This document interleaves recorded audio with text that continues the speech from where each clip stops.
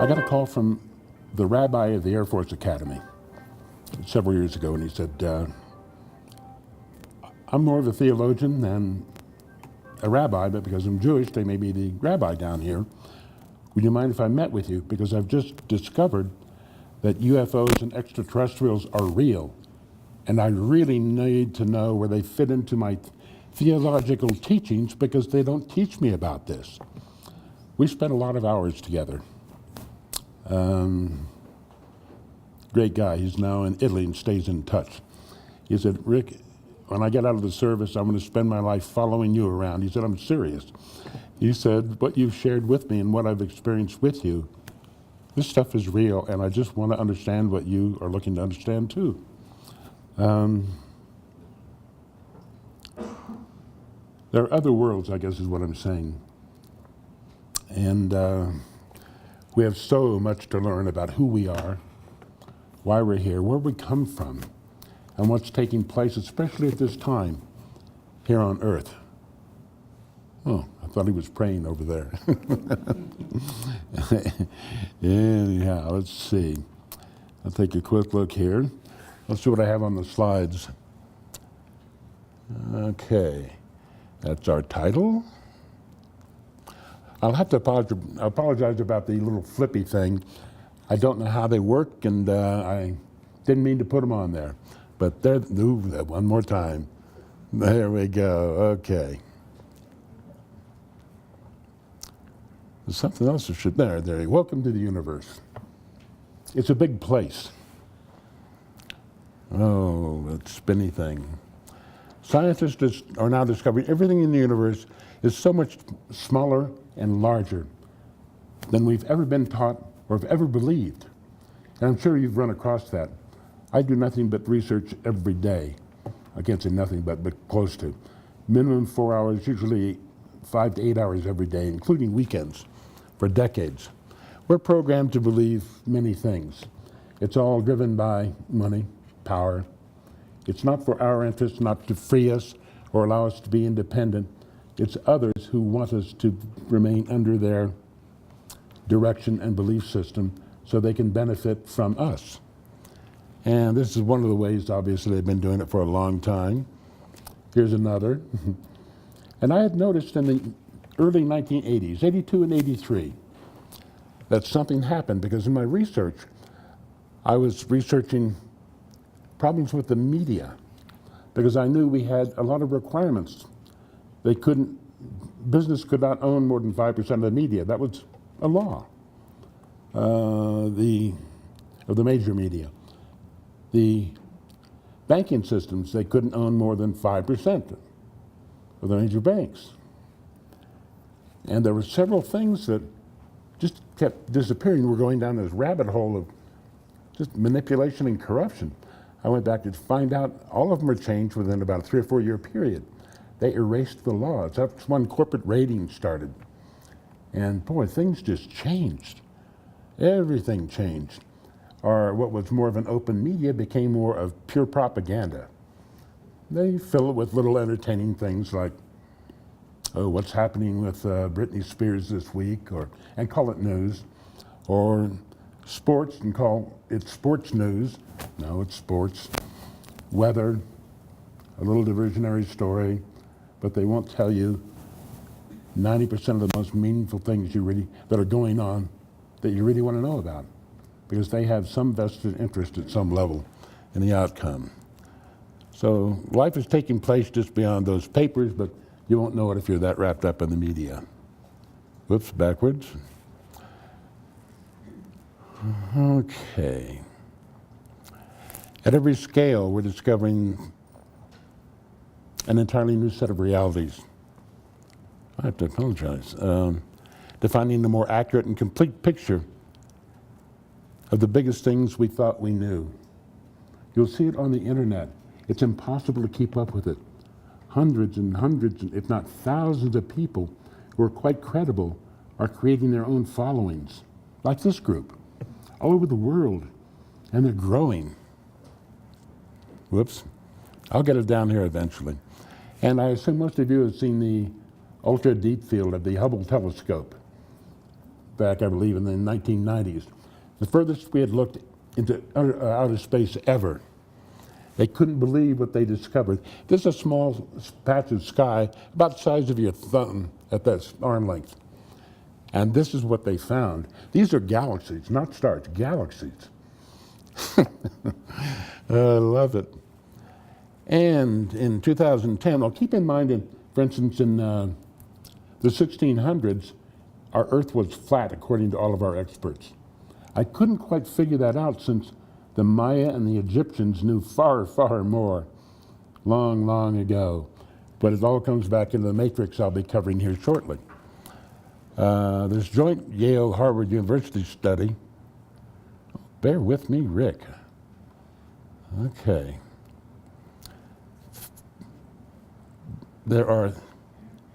They discovered 300 sextillion stars in the known universe. That's a number I'd never heard before. That's 23 zeros. Oh my God, I mean, that's just so massive. I had a little note on that here. Considering that study, 1 billion stars, that's a lot. Or 100 billion stars, that's a lot. Then 1 trillion times 100 billion. That's what they're talking about. And then 3 times that. Again, we see a number, but it's impossible for the human intellect to comprehend.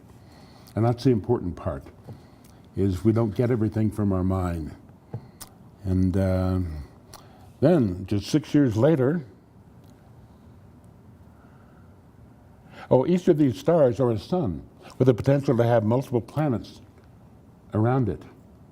Consider the possibility of other planets having life forms. And in 2016, NASA, the European Space Agency, and other organizations jointly announced their determination that about 700 sextillion stars exist in the observable known universe right now. Every time they study anything, it's much smaller and much larger than we ever thought or believed. Now they're getting closer. Anyhow, the biological... You have to go back about 3. Oh, yes, it's interesting. Practical logic. Wow, I did skip a few. Not sure how that happened. Okay, here we go to the next one. Continue using... Oh, hello. It's oversensitive. Okay. Now consider this as, in all probability, true. It would change everything. Our ancient and early history would be modified to show our origins are from the stars, or heavens, which all indigenous cultures believe and teach. And Native Americans have been keeping quiet about this until now, because the elders and the medicine men and the shaman are told it is time. And our introduction exposing us recently to UFOs and extraterrestrials. The advent of the internet was a beautiful thing. There is more credible information on the internet than you will find in all of our educational institutions combined. However, you have to use great discernment in finding it. That's the trick. What they teach us has motivations. Again, it has primarily economic motivations. Something I discovered many years ago is a little paradigm. Any organization, doesn't matter whether they're a benevolent, business, government, philanthropic, they have 3 objectives, and only in this order. The first objective is the preservation and the growth of the organization above everything else. And number 2 are the objectives of the individuals who run it, whether they be hired, appointed, elected, or whatever. And thirdly, they will address the objectives, the stated objectives that people wanted to know about, as long as it never threatens item 1 and 2. So the larger the institutions, the more vested economic interest in them, and the more they have to hide that are of the greatest interest and truth to us. I didn't mean to spend time bashing the mainstream that much, but we can't ignore that aspect of things. Okay.